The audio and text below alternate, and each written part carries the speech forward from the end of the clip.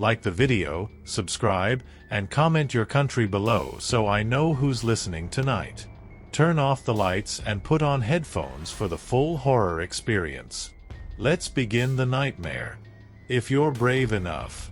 The whisper didn't arrive suddenly. It seeped into the nights of Ayan Malik the way dampness crawls into old walls, unnoticed at first, barely a presence, only a suggestion of sound that lived just beneath silence. Beginning on the winter night, he moved into the inherited house at the edge of town, a place locals avoided without ever explaining why, a place that seemed to swallow noise so completely that even footsteps felt intrusive. The first whisper came while he lay half asleep, tangled in unfamiliar sheets, the wind pressing against the windows like fingers testing for weakness, and he thought it was only his own breath echoing strangely in the hollow rooms until the sound repeated itself, softer than thought, closer than memory, a thin murmur sliding directly into his ear without disturbing the air. "Don't answer," it said, and his eyes snapped open as his body went rigid, heart pounding so hard it felt visible beneath his ribs. Yet the room remained empty, moonlight spilling across the floor, furniture standing motionless like silent witnesses. He told himself it was exhaustion, the stress of moving, the unfamiliar quiet of a house too old to trust, but the whisper returned the following night, and the night after that, always at the same hour, 3:11 a.m., never loud, never urgent, always intimate, as though the speaker's lips hovered just a breath away from his skin, and each time it spoke it seemed to know more about him, about his habits, his fears, his memories, whispering things no stranger should know, things he had never spoken aloud. "You listen too carefully. You always have," it murmured once and another night. "You were afraid of the dark long before this house," and with every whisper came a sensation that chilled him more than fear, the sense that the voice was not merely speaking to him but measuring him, learning the cadence of his breathing, the rhythm of his heart, the way his thoughts slowed when panic set in. Ayan stopped sleeping properly, began leaving lights on through the night, music playing softly to fill the silence, but the whisper adapted, slipping between notes, hiding beneath the hum of electricity, emerging clearer than ever in the quiet moments between sounds, and soon it began to instruct him, gently, patiently. "Don't look behind you. Don't open that door. Don't tell anyone. They won't hear it like you do." And disturbingly, it was always right, every warning aligned with some small accident avoided, some unexplained chill that followed disobedience, until he began to trust it despite himself, began to feel safer when it spoke, calmer when it guided him. The house, meanwhile, seemed to respond, settling differently, floorboards creaking in patterns that mirrored the whisper's rhythm, doors closing themselves when he wasn't looking, mirrors fogging faintly even in warm rooms, and one night, when the whisper said, "You're not alone anymore," he felt a presence sit on the edge of his bed, the mattress dipping with careful precision, weight applied slowly as if to avoid startling him, and though terror clawed at his throat, he did not scream, did not move, because the whisper had already told him not to, had reminded him in that same soft tone, "Stillness keeps you safe."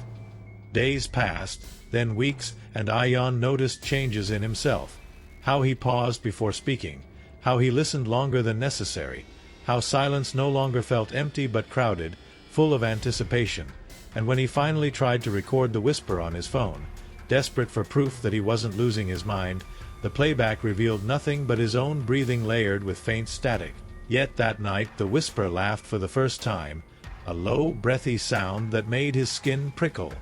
"We don't like being heard that way," it said, and the laughter faded into a sigh that sounded almost disappointed. The first rule, it explained later, was listening.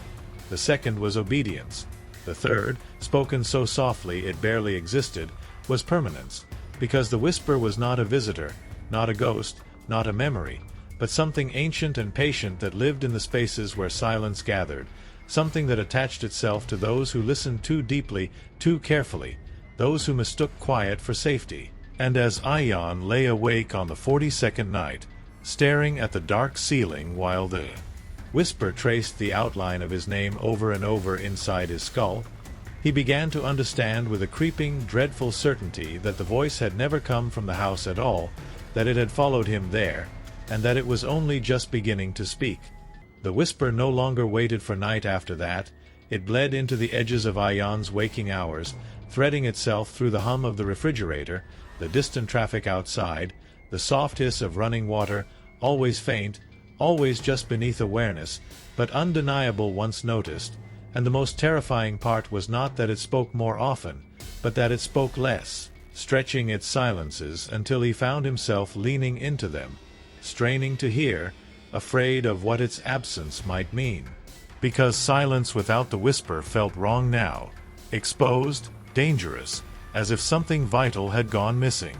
It began testing him in small ways, harmless ways at first, asking nothing outright, only suggesting, "Stay inside today," on a morning when the sky hung low and gray, and when he obeyed, news later reported a multi-car crash on the highway he would have taken, or "Don't answer that call," when his phone buzzed unexpectedly, followed minutes later by a voicemail filled with static and a faint echo of his own name spoken backwards, and each confirmation tightened the invisible thread between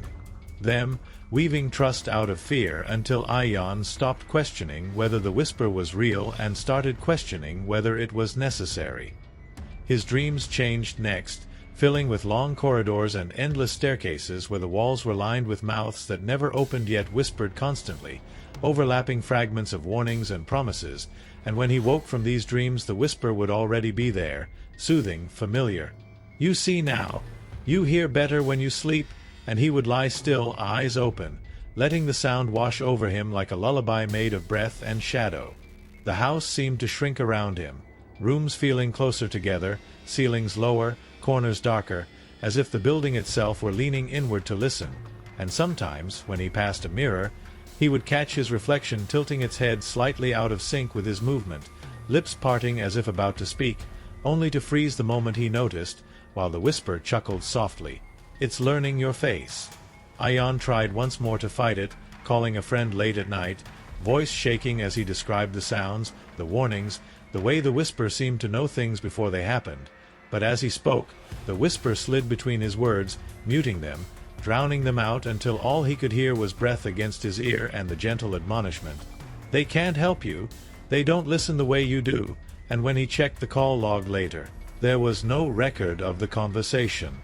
Only a missed call time-stamped at 3:11 a.m. from his own number. From that night on, the whisper grew possessive, correcting his movements, guiding his routines, telling him where to sit, when to sleep, when to eat, always phrased as concern, never command. "You're safer in the dark corner. Don't turn on that light. Keep the curtains closed." Eyes attract attention, and slowly, almost imperceptibly, Ayan's world narrowed to the house and the voice, everything else fading into background noise that felt unreal and distant. He began hearing other whispers too, faint echoes layered beneath the main voice, indistinct, crowded, like a room full of people speaking softly behind a closed door, and when he asked about them, the whisper hesitated for the first time, then answered carefully, "They listened once, just like you," and the house seemed to exhale at those words, a deep, settling sound that traveled through the walls and into his bones.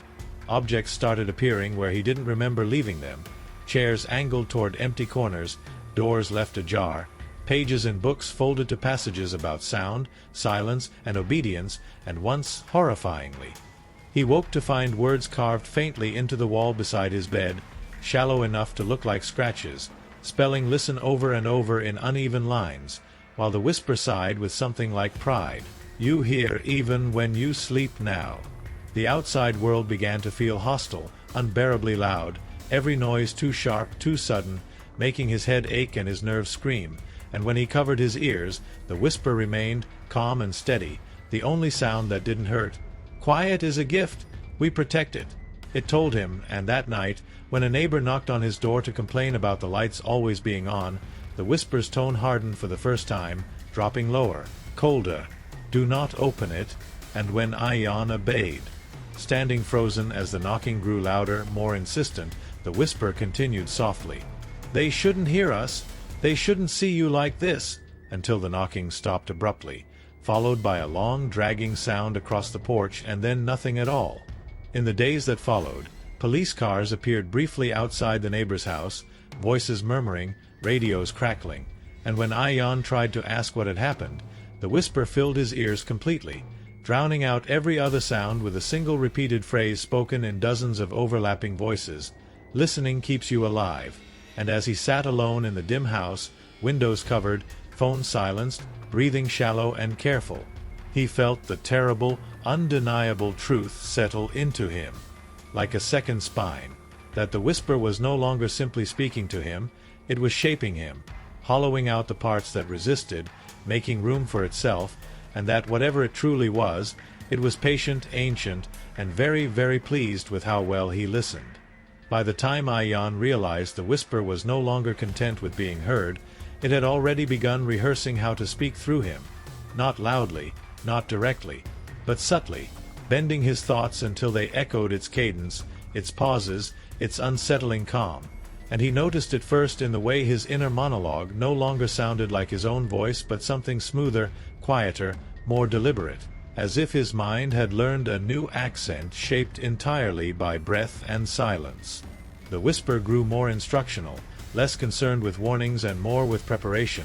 guiding him through rituals that felt meaningless yet essential. Sit still at 3 to 11, count your breaths, listen between the seconds, and when he obeyed, sitting alone in the dark while the house held its breath with him, he became aware of sounds he had never noticed before. The faint creak of wood settling like bones shifting, the low hum beneath the walls that resembled distant chanting, the sound of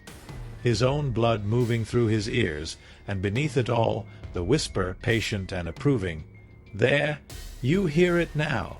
His dreams worsened, losing their metaphor and becoming instructional, showing him mouths opening without faces, ears growing where eyes should be, people kneeling in vast dark rooms with their heads tilted toward unseen speakers, and always, always, the sense that something waited just out of sight, not rushing, not hunting, but listening back, measuring the quality of attention offered.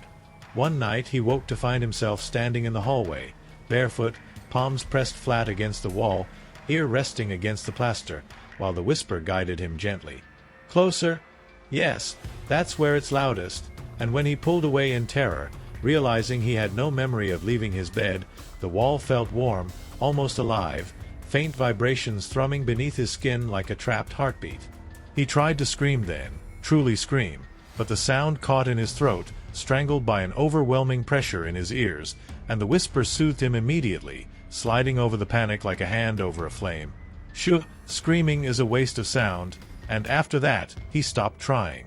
The house changed again, responding more eagerly now, doors opening before he reached them, lights flickering off the moment he left a room, mirrors no longer reflecting his movements accurately but lagging behind by a fraction of a second, lips parting in anticipation, and once, horrifyingly, whispering without sound, while the real whisper murmured with quiet pride, "You're almost aligned."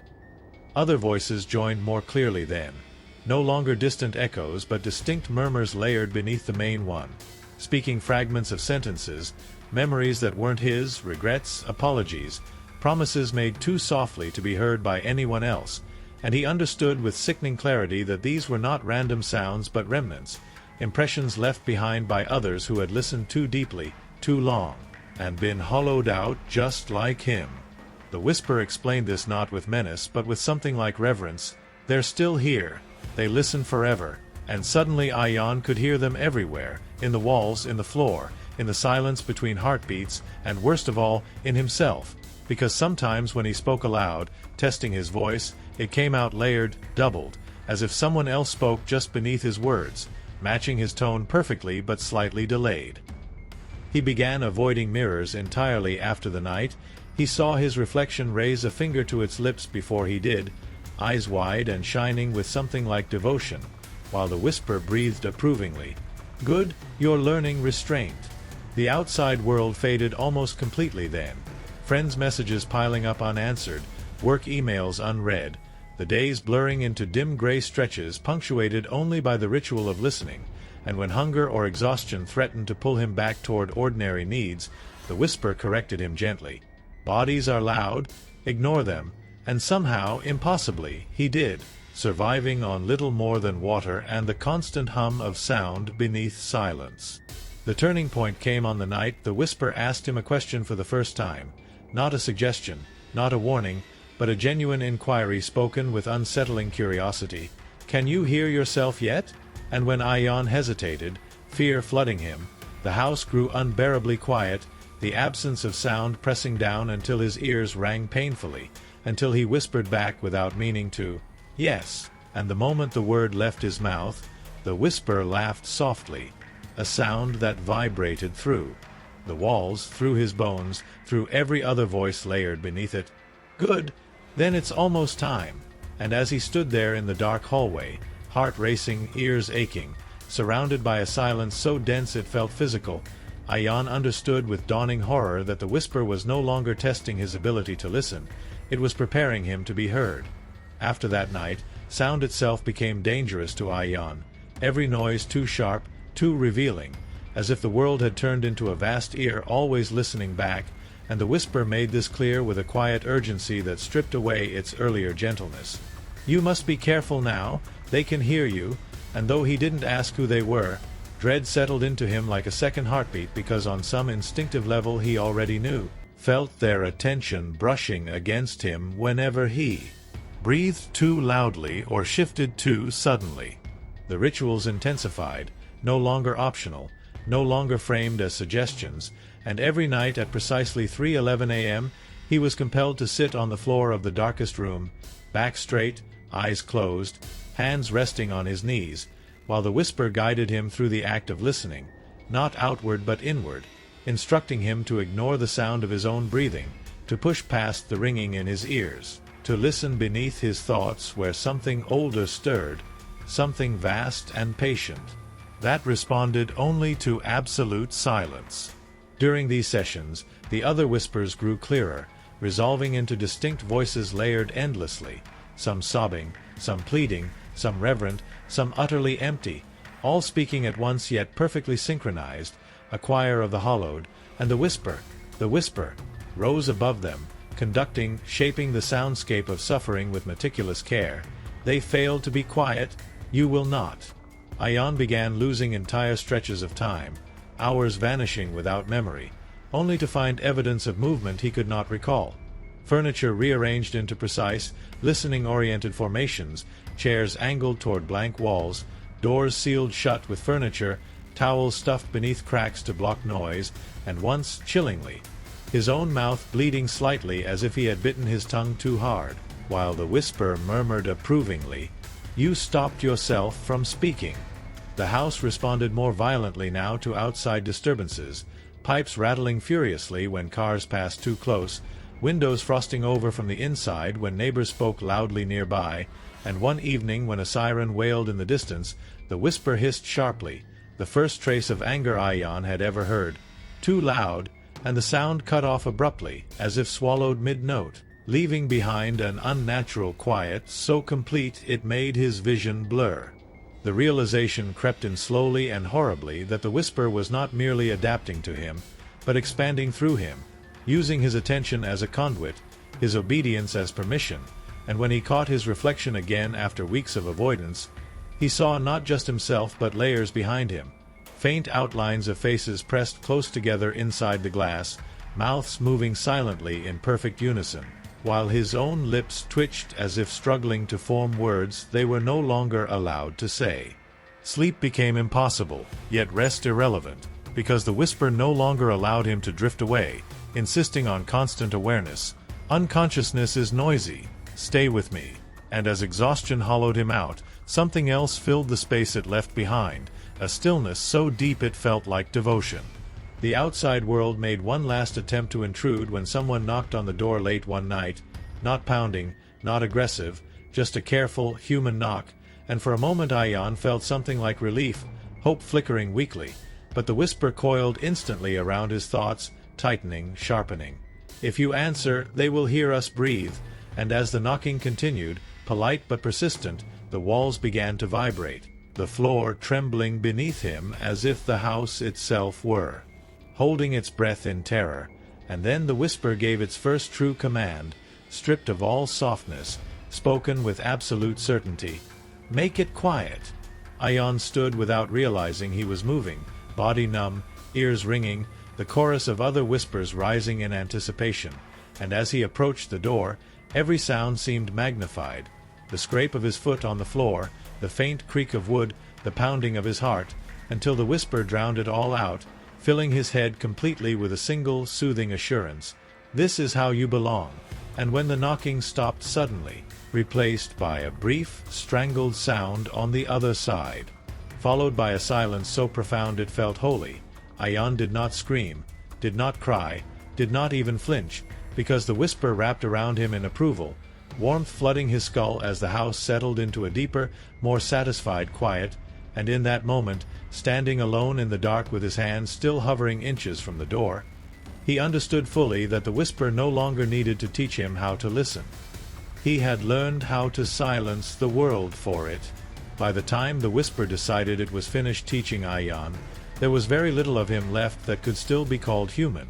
only a carefully hollowed shape filled with quiet, obedience, and the unbearable weight of listening, and the house reflected this transformation perfectly, no longer creaking or settling but existing in a state of absolute stillness so profound it felt unnatural, as though even dust particles hesitated to move, and within that silence the whisper grew vast, no longer confined to his ear or his thoughts but resonating through his bones, his blood, his breath, speaking not in sentences now but in layered intent, and Ion understood without being told that it was time for the final alignment. At 3:11 a.m., as he had done countless nights before, he sat in the center of the dark room, spine straight, eyes open but unfocused, listening inward as instructed. Yet this time the other whispers did not remain beneath the surface, they rose fully, voices of those who had listened before him, hundreds, perhaps thousands, their presence filling the space behind his eyes, inside his chest, pressing outward as if eager to be heard at last, and the whisper, ancient, patient, infinite, addressed them all through him. "Be still, he is ready." And the moment it spoke those words, Ion felt something detach inside his head, a subtle loosening, like a knot finally coming undone. Memories began to slip first, not violently but gently, childhood moments dissolving into silence, names losing their sound, faces becoming shapes without meaning, and with each loss the whisper grew clearer, stronger, filling the gaps effortlessly, until his thoughts no longer formed words unless the whisper allowed them to. The house responded by opening itself completely, walls thinning, ceilings stretching away, revealing vast listening chambers beyond physical space where shadows knelt in endless rows, heads tilted upward, mouths sewn shut yet whispering constantly through the vibration of their bones, and Ion recognized them without fear as the others, the ones who had listened too well, too deeply, their bodies long gone, their attention preserved like an offering. The whisper guided him to stand, his movements precise and silent, and led him not toward the door or the windows but toward the deepest part of the house, a space that had never existed before, a room shaped like an ear, curved walls lined with pulsing, fleshy textures that vibrated faintly with soundless speech, and as he stepped inside, the whisper finally revealed itself fully, not as a voice but as a presence that pressed against reality itself, an ancient listener that fed not on sound, but on the act of being heard, that required vessels, conduits shaped from those who mistook silence for safety and listening for control. Ion's mouth opened without his permission, and for the first time since the whisper had entered his life, words emerged not as sound but as pressure, ripples in the air that bent the room inward, and the whisper spoke through him, using his breath, his throat, his existence, sending its call outward beyond the house, beyond the town, into every quiet space where someone lay awake listening too closely, wondering if the silence was watching them back. In that moment, Ion felt the last fragment of himself dissolve, not with panic but with a profound, terrible peace, because resistance required noise, and he had learned better than that, and as the whisper settled fully into him, anchoring itself permanently, the house sealed once more, perfectly silent, empty of life yet fuller than it had ever been. Days later, when authorities finally forced their way inside after complaints of unnatural quiet, they found no body, no sign of struggle, only a single chair placed precisely in the center of the room, angled toward a blank wall, and every recording device they brought inside malfunctioned instantly, filled with faint static and a barely perceptible breath beneath it, and sometimes, when the investigators stood still long enough, when they stopped talking and simply listened, they swore they could hear something just beneath the silence, soft and patient and impossibly close, whispering a single welcoming instruction meant for anyone willing to hear it. Don't speak, listen.